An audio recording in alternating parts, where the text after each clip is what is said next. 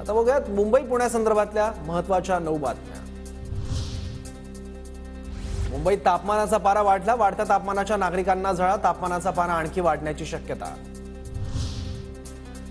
मुंबईला पाणीपुरवठा करणाऱ्या 7 तलावांमध्ये यंदा फक्त 17% पाणीसाठा शिल्लक, गेल्या वर्षीच्या तुलनेत पाणीसाठा घटला।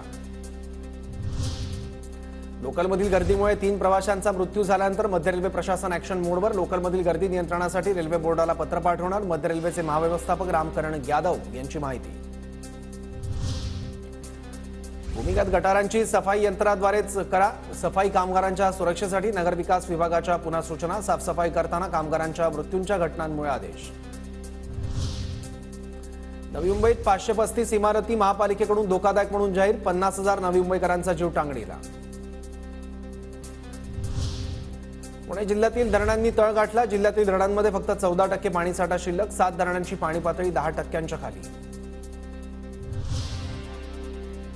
मतदानाचा टक्का वाढण्यासाठी निवडणूक आयोगाचा उपाययोजनांवर भर, घरोघरी जाऊन प्रबोधन, मतदान केंद्रावर वेटिंग रूम आणि उष्णतेच्या लाटेमुळे मतदान केंद्रावर ORSची व्यवस्था।